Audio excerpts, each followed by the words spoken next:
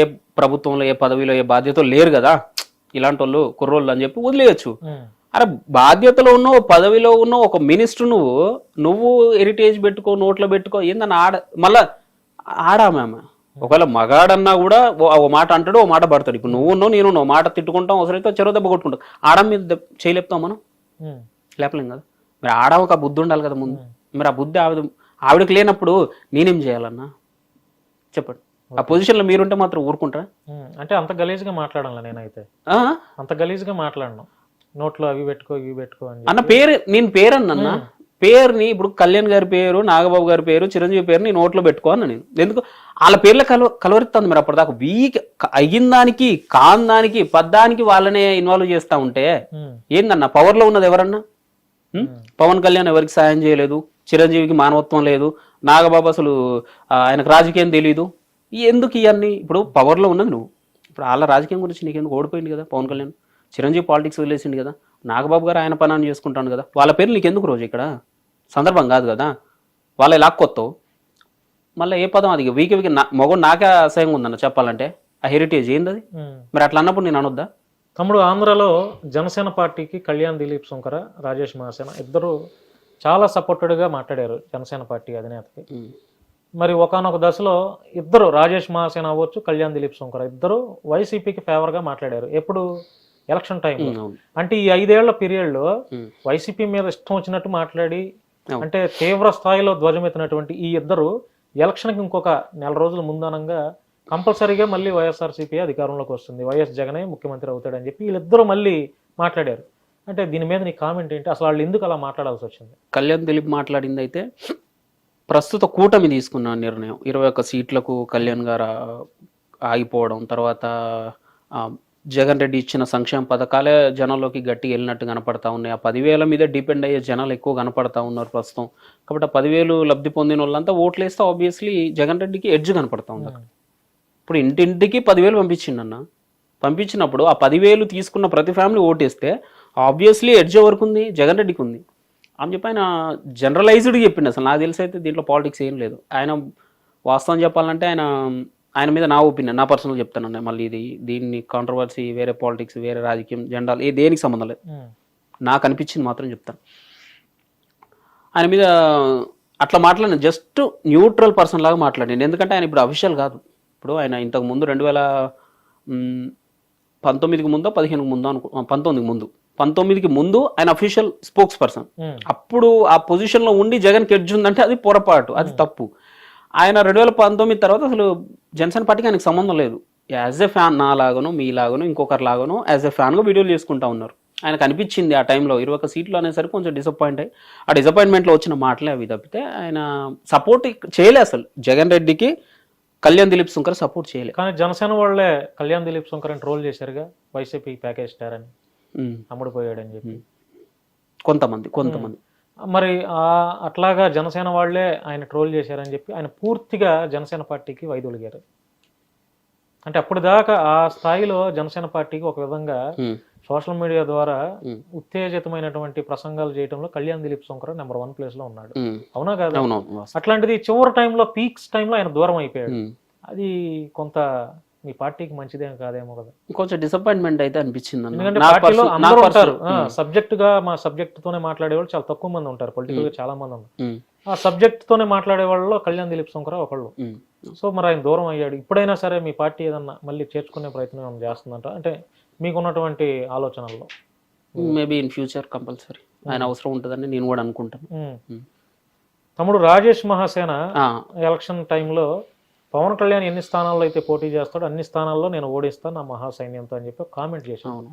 కానీ అంతకుముందు రాజేష్ మహాసేన ఒక సమ్ ఇన్సిడెంట్లో ఆయన ఇరుక్కుంటే పవన్ కళ్యాణ్ గారు ఫోన్ చేసి ఆయన అప్రిషియేట్ చేస్తే రాజేష్ మహాసేన చుట్టూ ఇంత సైన్యాన్ని పెట్టుకొని నవ్వుతూ పవన్ కళ్యాణ్ గారు నాకు ఫోన్ చేయడం ఏంటండి, ఆయన స్థాయి ఏంది, నా స్థాయి ఏందని చాలా అదేదో ఆయనకి 100 కోట్లు ఏదో డబ్బు వస్తే ఎంత హ్యాపీగా ఫీల్ అవుతారో ఆ రకంగా ఫీల్ అయినటువంటి రాజేష్ మహాసేన సడన్ గా, అంటే మరి ఆయనకి డే బై డే ఫ్యాన్స్ పెరుగుతున్నారనా, లేకపోతే చంద్రబాబు గారు వాళ్ళు కూడా నాతో నన్ను స్టేజెస్ మీద పక్కన కూర్చోబెట్టుకొని ఈ రకంగా నాకు మాట్లాడతారని మరి ఆయన ఎక్కువ ఊహించుకున్నారా ఏమో కానీ పవన్ కళ్యాణ్ గారిని అంత అభిమానించినటువంటి రాజేష్ మహా చివరి టైంలో కంపల్సరీగా జనసేన ఓడిస్తాం, ఆయన ఎక్కడ ఎంతమందిని పెట్టినా ఓడిస్తాం అని చెప్పి ఒక కామెంట్ చేశారు.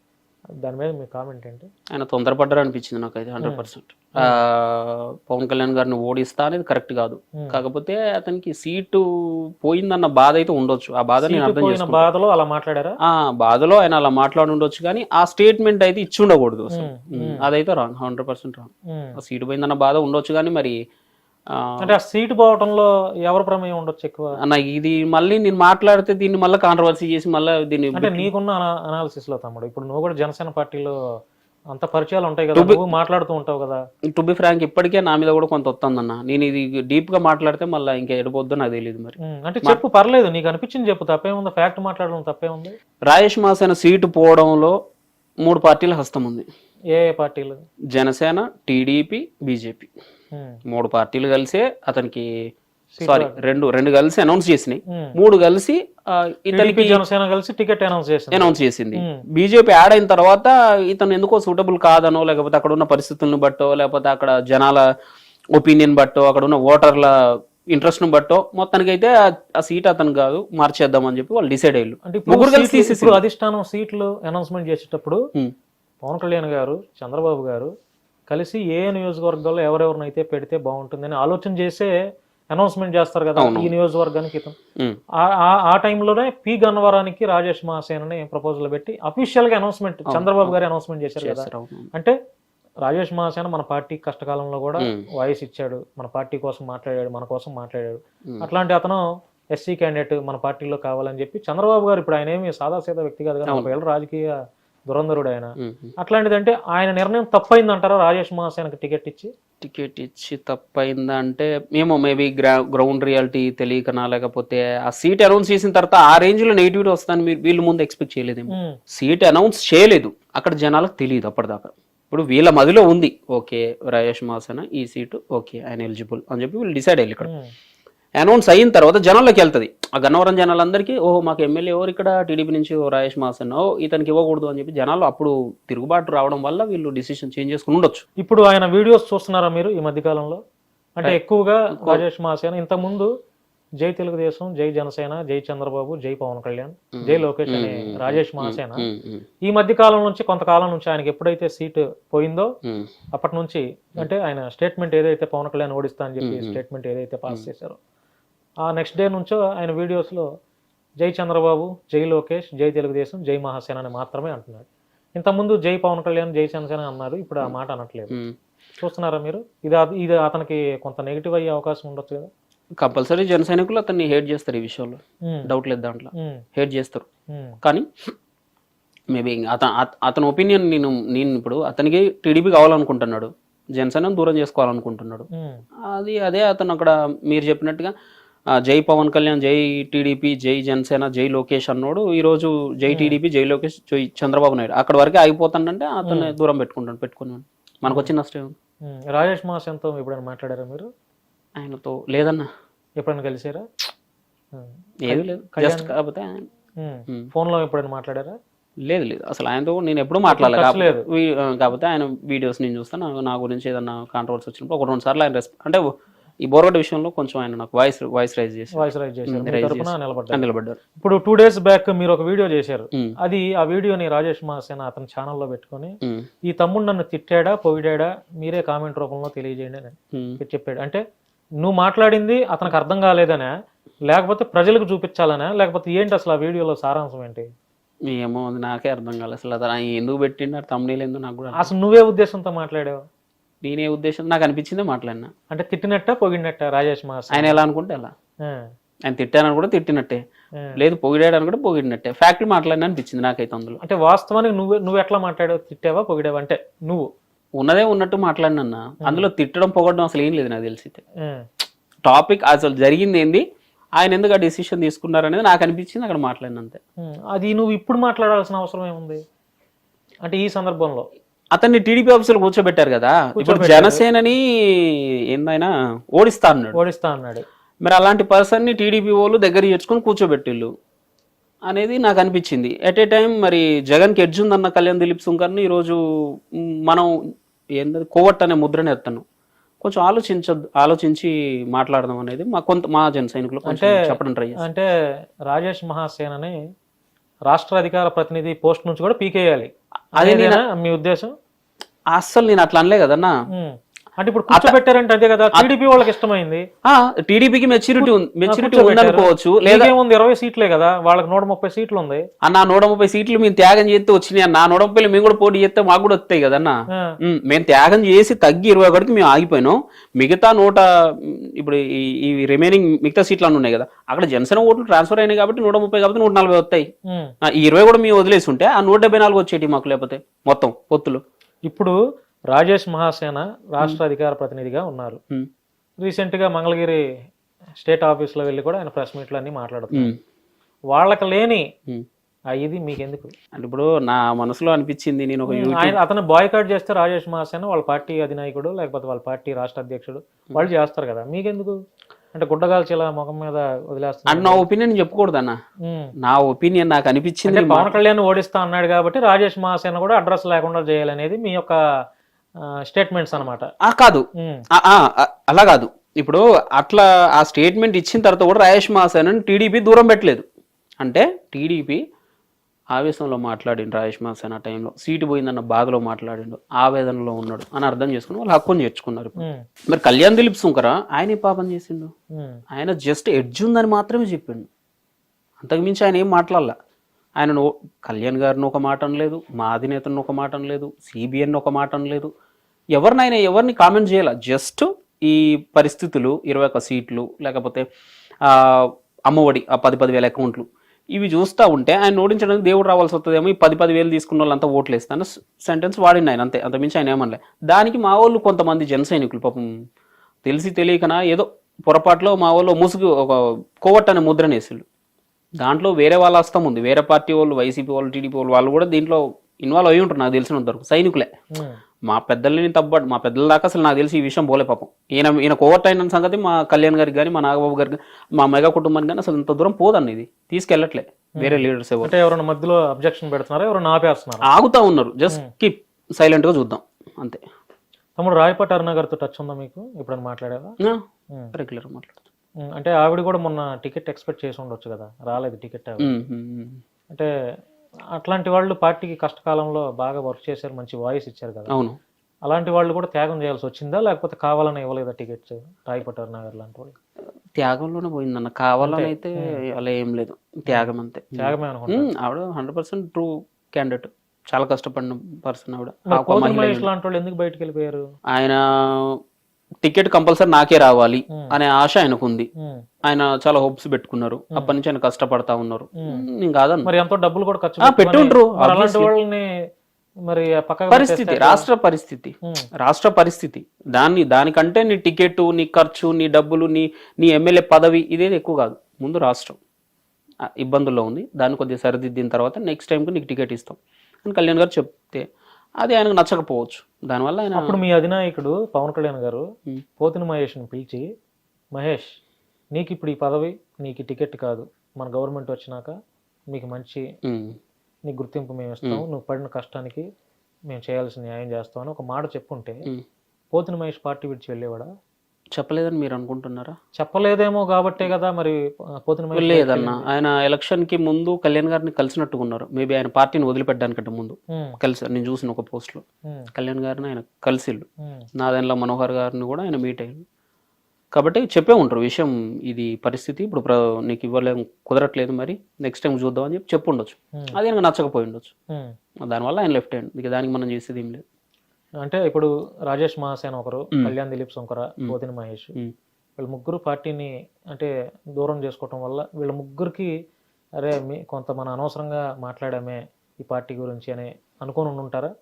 అంటే ఇప్పుడు అధికారంలోకి వచ్చింది కాబట్టి కంపల్సరీ మీరు ఆ ముగ్గురులో కళ్యాణ్ దిలీప్ గారిని ఎగ్జిట్ చేయండి. ఆయన పవన్ కళ్యాణ్ గారిని ఏమనలేదు, ఆయన ద్వేషించలేదు. ఇప్పుడు రాజేష్ మహాసేన పవన్ కళ్యాణ్ గారిని ఓడిస్తానని స్టేట్మెంట్ ఇచ్చిండు. ఈయన పోతిన వెంకట మహేష్ కూడా కళ్యాణ్ గారిని ఆయన పర్సనల్ ఇంకా ఘోరం, ఇంకా ఈయన ఓడిస్తా అంతవరకే. ఈయన నీ భార్యను తీసుకుంటరా అన్న, లెజినోని పట్టుకరా, నీ 4వ భార్యతో నువ్వు గృహప్రవేశం చెయ్యి, ఇలాంటి క్వశ్చన్స్ అడిగింది ఈయన. ఎవరు? పోతిన వెంకట మహేష్. వీళ్ళు బాధపడి ఉంటారు. కళ్యాణ్ దిలీప్ గారు అయితే పవన్ కళ్యాణ్ గారిని ఏ రోజు ఒక మాట అనలా. ఆయన ఫ్యామిలీ విషయాలు కానీ ఆయన పర్సనల్ విషయాలు కానీ వచ్చినప్పుడు అందరికంటే ఎక్కువ మా అందరికంటే ఎక్కువ క్వశ్చన్ చేసింది కళ్యాణ్ దిలీప్ సుంకర. ఆయన ఏం ఫీల్ అవ్వరు. కళ్యాణ్ గారు గెలిచినందుకు ఆయన హ్యాపీగానే ఉంటారు. కాకపోతే ఆయన లెక్క తప్పింది. ఆయన అనుకున్నది ఏంది, ఈ అమ్మఒడి ఒకటి, తర్వాత 21 సీట్లు కాబట్టి జనాల్లోకి అది వెళ్ళకపోవచ్చు, ఇంపాక్ట్ ఈసారి ఎలక్షన్లో జగన్కి ఎడ్జ్ చూపెట్టొచ్చు అనే లెక్కలు ఆయన వేసుకున్నాడు. ఆ లెక్క తప్పింది అంతేగాని పవన్ కళ్యాణ్ గారిని అనవసరంగా నేను అన్నానే అసలు అంటే కదా అనవసరం అనే మాట రావడానికి అసలు ఆయన అనలే. ఆయన ఏమనలే, జస్ట్ ఎడ్జ్ ఉంది అన్నారు. ఓహో నేను అనుకున్న తప్పు, ఓకే నేను ఎక్స్పెక్ట్ చేసింది రాంగ్ అనుకున్నాను, సైలెంట్గా ఉండు అంతే. తమ్ముడు ఇప్పుడు మన 2 తెలుగు రాష్ట్రాల్లో ఉన్న మనుషులు అనే మనందరం ఒక్కొక్కరు ఒక్కొక్క అభిమాన నాయకుడునో లేకపోతే హీరోనో మన అభిమాన నాయకుడిగా లేకపోతే మన ఫేవరెట్ హీరో అని చెప్పుకుంటాం. అసలు పవన్ కళ్యాణ్ గారిని నువ్వు అభిమానించడానికి కారణం ఏంటి? అసలు ఎక్కడో చోట తగులుతుంది కదా పవన్ కళ్యాణ్ గారిని అభిమానించడానికి. ఏమన్నా సినిమాలు చూడటం మెయిన్ అయితే మూవీస్ అన్న చిన్నప్పటి నుంచి అవన్నా నాకు బాగా గుర్తున్నా. 2003 అని కూడా గుడుంబ శంకర్ రిలీజ్ అది. నేను అప్పుడు స్కూల్కి అప్పుడే పోతున్నా. పేపర్లో ఆయన బొమ్మలు చూసి అరే భలే ఉన్నాడు స్టైల్గా, అది కట్టి ఇది కట్టి టీ షర్ట్లో చూసి అప్పుడు ఫస్ట్ పార్ట్లో ఉంటుందిగా ఆ పాటలో ఉండే స్టైల్ అదంతా చూసి కొంచెం ఎగ్జైట్ అయినా మనిషిని చూసి. అట్లా ఒక్కొక్క సినిమా పోతే పీక్స్కి వెళ్ళిపోయింది. ఇప్పుడు పొలిటికల్ పార్టీ పెట్టారు కాబట్టి ఇంకా అది మీ అభిమానం పెరుగుతూ వచ్చింది అంతే, అంతమించి ఏం కారణం. తమ్ముడు ఇప్పుడు నువ్వు జనసేన పార్టీని బలోపేతం చేస్తూ నీ వీడియోస్ చేస్తున్నావు కదా, అంటే సుమారు ఒక 4-5 ఏళ్ళు అవుతుందా? అదే పార్టీ పెట్టినప్పటి నుంచే 10 ఏళ్ల నుంచే సోషల్ మీడియాలో ఎప్పటి నుంచి ఉన్నావు? అయితే అన్న దీనికి ఎట్లా చెప్పాలంటే టిక్ టాక్ నుంచి అనుకోవచ్చు అన్న. మరి అది ఏ ఇయర్ లో స్టార్ట్ అయింది, 18, 17 మరి నాకు అంత ఐడియా లేదు. అప్పటి నుంచి ఉందన్న. అప్పటి నుంచి ఉన్నావు కదా? ఉన్నాను. అంటే స్టార్టింగ్ ప్రారంభ రోజుల్లో చిన్న వీడియోస్ చేస్తూ కొంత ఈ రోజుకి పెద్ద ఛానల్ వాళ్ళు కూడా ఇంటర్వ్యూ పిలిచే ఆ పరిస్థితికి నువ్వు వచ్చావు. అంటే నువ్వు 2 తెలుగు రాష్ట్రాల్లో నీ పేరు కానీ నీ ఫేస్ కానీ ఐడెంటిఫికేషన్ అయిందనే మేము అనుకుంటున్నాం. అంటే ఈ 7-8 ఏళ్ళటువంటి ఈ ట్రావెలింగ్ లో నువ్వు ఎక్కువగా సంతోషపడినటువంటి అంశం ఏంటి, ఎక్కువగా బాధపడినటువంటి అంశం ఏంటి? సంతోషపడ్డా అంటే బోల్డ్ అని ఉంటే ఏదో ఒకటి చెప్పు. బాగా ఇప్పుడు ఉంటది కదా ఏదో ఒకటి హ్యాపీయెస్ట్ మూమెంట్ ఏదో ఒకటి ఉంటది కదా, బెస్ట్ మూమెంట్ అంటారు కదా. చాలా సింపుల్ అన్న. మొన్న వీడియో మీరు చూసారో లేదో, పిఠాపురం వెళ్ళిన కదా ప్రచారానికి, ఒక 1 వీక్ ముందు వెళ్ళి అక్కడ ప్రచారం చేస్తున్నాను. అంటే ఒక బాబాయ్ ఏంటంటే 2 వానరంలో ఒక ముందు ఒకటి వెనక ఒకటి ఉన్నాయి వెహికల్ మీద. మీరు ఆ వీడియో చూసారో లేదో. అయితే ఆయన ఇప్పుడు జనరల్గా చిన్నపిల్లలు కానీ అక్కడ ఆడవాళ్ళు కానీ అది ఆ కోతి బొమ్మలు చూసినప్పుడు ఏమనిపిస్తున్నా వాళ్ళందరికీ అరే ఎగ్జైట్ అయ్యి దగ్గర పోతూ ఉంటారు. వాళ్ళందరూ ఆయన చుట్టూ చేరి మాట్లాడుతూ ఉన్నారు. నేను అప్పుడే మా రూమ్కి వెళ్తా ఉన్నా, మా కుర్రలతో వెళ్తా ఉంటే ఆయన నన్ను చూసి డాడీ అని చెయ్యి ఊపాడు. హాయ్ అని చెప్పి నేను అన్న తర్వాత అసలు ఆయన నన్ను ఇలా చేయి పట్టుకొని అంత పబ్లిక్లో, ఆయన చుట్టూ జనాలే ఉన్నారు. ఆ పిఠాపురం పవన్ కళ్యాణ్ గారి సభ పక్కనే జరుగుతుంది, జనాలంతా ఉన్నారు.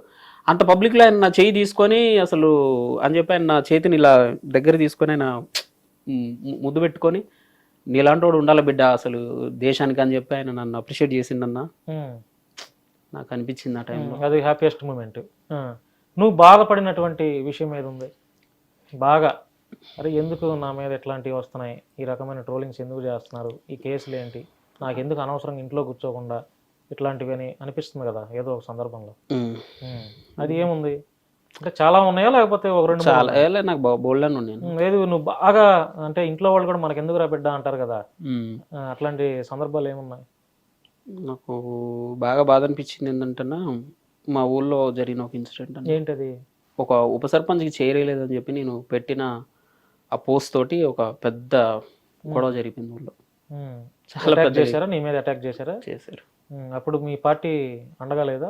ఉంది కదా, కళ్యాణ్ దిలీప్ గారు పిలిపించి ఆయన హైకోర్టులో కూడా కేసు వేశారు. ఉంది, పార్టీ ఉంది. కానీ నాకు అప్పుడు బాధ అనిపించింది. అంటే నీ తరపున ఒక 25 మంది వచ్చేసరికి అంటే నా తరపున, నీ తరపున రావాలి కదా వచ్చి. కళ్యాణ్ దిలీప్ సుంకర గారి దగ్గరికి మీరు వెళ్ళారా, ఆయన మీరు వచ్చి మీ దగ్గరికి వచ్చారా? ఆయన కాల్ చేసి వచ్చే కేసు ఎక్కడ ఇస్తారు, ఇక్కడ కదన్నా. మరి అప్పుడు నువ్వు జనసేన పార్టీ కోసం మాట్లాడుతున్నప్పుడు, నువ్వు కష్టాల్లో ఉన్నప్పుడు, నీ మీద దాడులు చేస్తున్నప్పుడు కనీసం 10 మంది కూడా నీ కోసం రాలైనటువంటి పార్టీకి నువ్వు ఎందుకు సపోర్ట్ చేస్తున్నావు అనేది నా ప్రశ్న. వచ్చారు నాకు నర్సంపేట నుంచి శివకోటి యాదవ్ అని చెప్పి నర్సంపేట ఇన్ఛార్జ్ అయినా, మహబాద్ కూడా ఎగ్జిక్యూటివ్ మెంబర్ అనుకుంటాను. ఆయన వచ్చారు నా దగ్గరికి, ఓ వెహికల్ తీసుకొని కార్లో ఆయన నా కోసం వచ్చారు, మా ఇంటికి వచ్చారు, మాట్లాడారు. కొరి పోలీస్ స్టేషన్కి వచ్చారు, తర్వాత మహబూబాద్ స్టేషన్కి వచ్చారు, నా కోసం బాగా స్టాండ్ తీసుకున్నారు అన్న. వచ్చారు, రాలేదని నిలబడ్డారు అంటారు పార్టీ కోసం. నిలబడ్డారు, ఆయన 100% నిలబడ్డారు. నా తమ్ముడు ఇప్పుడు నీ యొక్క డ్రీమ్ ఏంటి? నా డ్రీమ్ ఏముందన్న, ఎందుకని పూర్తి స్థాయిలో సంతోషం లేదు? ఫర్ ఎగ్జాంపుల్ ఇప్పుడు ఇండియన్ టీం మొన్న T20 వరల్డ్ కప్ గెలిచిన తర్వాత మీకు పూర్తి స్థాయిలో హాయిగా ఉందా, హ్యాపీగా? లేదు. ఎందుకంటే 2023 వరల్డ్ కప్ ఓడిపోయిన ఉన్న బాధ ఉంది. సేమ్ యాజ్ ఇట్ ఈజ్ మాకు సీఎంగా చూడాలనుకున్నాం, డిప్యూటీ సీఎంగా చూసామని కొంచెం. అంటే ముఖ్యమంత్రి అయితేనే బాగుండు అంటారు. పూర్తి స్థాయిలో ఆనందంగా ఉంటుంది మాకు. అంటే పవన్ కళ్యాణ్ గారు తీసుకున్నటువంటి నిర్ణయాన్ని తప్పు పడుతున్నారా? తప్పని కాదన్న, ఇప్పుడు జనరల్గా ఒక ఫ్యామిలీ ఉందన్న, ఫ్యామిలీలో పేరెంట్లు కానీ లేకపోతే పెద్దవాళ్ళు కానీ మన నాన్నమ్మ తాతలు కానీ మనవాడు ఒక మంచి పొజిషన్కి వెళ్ళాలి, వాడు బాగుపడాలి, లేకపోతే వాడు ఒక పెద్ద డాక్టరో సైంటిస్టో లేకపోతే ఒక సినిమా యాక్టర్ ఏదో కావాలని కోరికలు కోరుకుంటారు. బట్ అతనికి నచ్చింది అతను అవుతాడు. ఆయన అప్పుడు వీళ్ళు అనుకుంటారు కదన్న, ఇప్పుడు మా పిల్లోడు పెద్ద పొజిషన్కి వెళ్ళాలి, మా పిల్లోడు గొప్ప పొజిషన్కి వెళ్ళాలి అని చెప్పి కోరుకోవడం తప్పే ఉందన్న. సో మేము కూడా మా కళ్యాణ్ గారు సీఎం అవ్వాలని మేము కోరుకుంటున్నాం. 2029లో అయ్యే అవకాశం ఉందా మరి? ఖచ్చితంగా అవుతారు అనేది మా విశ్వాసం. ఎట్లా అవుతారు? ఇప్పుడే లేనిది అప్పుడు ఎట్లా అవుతారు? ఈసారి మేము త్యాగం చేస్తాం కాబట్టి నెక్స్ట్ టైం వాళ్ళు త్యాగం చేస్తారు అనేది మా ఒపీనియన్. అంటే చంద్రబాబు నాయుడు గారు ఉండగా పవన్ కళ్యాణ్ గారు ముఖ్యమంత్రి అయ్యే అవకాశం ఉందా అసలు? ఖచ్చితంగా. కళ్యాణ్ గారు తగ్గి సిబిఎన్ గారిని సీఎం చేసినప్పుడు సిబిఎన్ గారు కూడా తగ్గి కళ్యాణ్ గారిని నెక్స్ట్ టైం సీఎం చేస్తారు అనుకుంటున్నాం మేము. అంటే 21 సీట్లు చంద్రబాబు గారు ఇస్తే 21 సీట్లు గెలిచారు. అంటే ఈ గెలిచిన తర్వాత రిజల్ట్ చూసిన తర్వాత బహుశా మా జనసేన పార్టీకి ఇంకా కొంచెం ఎక్కువ సీట్లు ఇచ్చినా కూడా మేబీ మేము గెలిచి ఉండేవాళ్ళమేమో అనే ఒక ఫీలింగ్ అయితే ఉందా? 100% ఉంది. ఖచ్చితంగా గెలిచే వాళ్ళం, ఇంకొంచెం ఎక్కువ తీసుకొని ఉంటే అందరికి ఉంది అది. అంటే ఎందుకని ఇప్పుడు 2 పార్టీలు 3 పార్టీలు పొత్తుంది, జనసేన పార్టీ 21 సీట్లే ఎందుకు పవన్ కళ్యాణ్ గారు సరిపెట్టేసుకున్నారు? అడగొచ్చు కదా, ఒక 40 సీట్లైనా అడగొచ్చు కదా. ఆయన ఆ పరిస్థితుల్లో ఆయన తగ్గాలనుకున్నారు, తగ్గారన్న. అప్పుడు 10 సీట్లే తీసుకోవచ్చుగా. 10 సీట్లు అంటే అది కళ్యాణ్ గారి డిసిషన్, ఇక దాన్ని మేము తప్పు పట్టలేము. ఆయన 21 సీట్లు కరెక్ట్గా ఉన్నాం మనం అని చెప్పి అన్ని సర్వేలు తీసుకొని ఆయన 21 తీసుకున్నారని మేము అనుకుంటున్నాం. కానీ ఇంకొంచెం ఎక్కువ తీసుకుని ఉంటే బాగుండేదని మా ఒపీనియన్. ఎక్కువ సీట్లు తీసుకున్నా కూడా గెలిచే అవకాశం ఉంది. 100% ఉంది. 100% ఉంది. తెలంగాణలో జనసేన పార్టీని కూడా ఇప్పుడు మళ్ళీ కొత్తగా ఇక్కడ కూడా బలపడేలాగా ఏదో ఒక ప్లాన్ అయితే చేస్తున్నది. అది మీ నోటీసులో ఏమైనా ఉందా? ఉందా? అంటే ఒక జనసేన లేకపోతే తెలుగుదేశం మళ్ళీ ఇక్కడ కూడా పొత్తులతోనైనా చెప్పలేమన్నది ప్రస్తుతం. కాకపోతే మా తెలంగాణ ముందు నుంచి మేము అనుకున్నదల్లా ఒకటి, ఇక్కడ నుంచి ముందు 2 పడవల ప్రయాణం ప్రస్తుతం మంచిది కాదేమో, కాబట్టి ముందు ఆంధ్రప్రదేశ్లో మన అడుగు బలంగా పడిన తర్వాత తెలంగాణలో పూర్తి స్థాయిలో పార్టీని బలోపేతం చేయాలి గ్రౌండ్ లెవెల్ నుంచి అనేది ముందు నుంచి మేము అనుకుంటున్నాం. కాబట్టి ప్రస్తుతం అయితే 21 సీట్లతోటి 2 ఎంపీలతోటి కళ్యాణ్ గారు డిప్యూటీ సీఎంగా ఆంధ్రప్రదేశ్లో బాధ్యతలు చేపట్టారు కాబట్టి ఇప్పుడు తెలంగాణలో కంపల్సరీ మా అడుగు గట్టిగా పడుతుంది. ఇప్పుడు ఆంధ్రాలో జనసేన బలపడింది అనుకుంటున్నారా? 100% పడింది కాబట్టే సిబిఎన్ గారు అంత ఈజీగా సీఎం అయ్యారు. వైసీపీ 11 సీట్లకే భూస్థాపితం అయిపోయింది. అంతా పవన్ కళ్యాణ్ గారి వల్ల సాధ్యమైందా? ఆయన చరిష్మానే అక్కడ పనిచేసింది అనేది మా విశ్వాసం. అంటే చంద్రబాబు నాయుడు గారు వేస్ట్ అనమాట. వేస్ట్ అని నేను చెప్పలేదన్నా, నేను కళ్యాణ్ గారి గురించే మాట్లాడినా. ఆయనను చూసి పడే ఓట్లు ఆయనకు చూసి పడి కళ్యాణ్ గారు తగ్గడం వల్ల అంత భారీ మెజారిటీ వచ్చింది, వైసీపీ భూస్థాపితం అయిపోయింది. అంటే టోటల్ గా మొన్న జరిగినటువంటి ఎలక్షన్స్ లో టోటల్ గా పవన్ కళ్యాణ్ గారి వల్లే అన్ని సీట్లు వచ్చినాయి తెలుగుదేశానికి, బీజేపీ కూడా గెలిచింది. అసలు ఆయన గేమ్ చేంజర్ అని అంటే ఏం చెప్తారు మీరు? 100%. అది నేను చెప్పడం ఏందన్నా, 2 స్టేట్లు చెప్పినాయి, మోడీ గారు కూడా చెప్పారు. దాంట్లో గేమ్ చేంజరే 100%. తమ్ముడు ఇప్పుడు నువ్వు తెలంగాణలో ఉన్నావు, నువ్వు తెలంగాణకి పరిమితం. అంటే ఎందుకని ఇంతమంది పొలిటికల్ లీడర్లు ఉండగా పవన్ కళ్యాణ్ గారిని ఎందుకు నువ్వు అభిమానంగా చూస్తున్నావు? ఆయన్నే ఎందుకు అభిమాన నాయకుడిగా నువ్వు నీ మనసులో స్థానం సంపాదించుకున్నావు? పవన్ కళ్యాణ్ గారిని చిన్నప్పటి నుంచి ఆయన సినిమాలు చూస్తూ పెరిగామన్నా, ఓపెన్లీ చెప్పాలంటే. తర్వాత ఆయన పాలిటిక్స్లోకి వచ్చారు. ఆయన వచ్చేటప్పటికి రాజకీయం అంటే నేను అనుకున్నది ఏంటంటే, రాజకీయం అంటే డబ్బున్నోళ్ళే చేయాలా.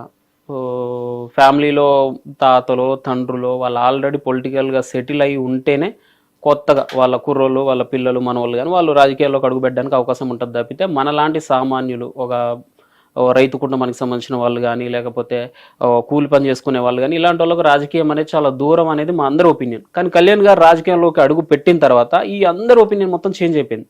సామాన్యుడు కూడా రాజకీయం చేయొచ్చు, సామాన్యుడు కూడా క్వశ్చన్ చేయొచ్చు, సామాన్యుడు ప్రశ్నించవచ్చు అనేది మా అందరికీ ధైర్యాన్ని ఆయన ఇచ్చిళ్ళు. ఆయన స్పీచ్ల ద్వారా, ఆయన మాటల ద్వారా, ఆయన ప్రవర్తన ద్వారా మాకందరికీ బలాన్ని ఇచ్చారు కాబట్టి, ధైర్యాన్ని ఇచ్చారు కాబట్టి నాకు ఆయన మీద బాగా ఎక్కువ ఇష్టం. అందువల్లే ఎన్నిసార్లు కలిసి ఉంటావు పవన్ కళ్యాణ్ గారు? Only one time. ఎప్పుడు కలిసావు? 2021. ఈ మధ్య కాలంలో ఏం కలవలేదా? అంటే గెలిచిన తర్వాత ఆయన దూరం నుంచి చూడడమే కానీ దగ్గరికి వెళ్ళి. అంటే ఎందుకని అంత, అంటే ఏమైనా కారణాలు ఉన్నాయా లేకపోతే?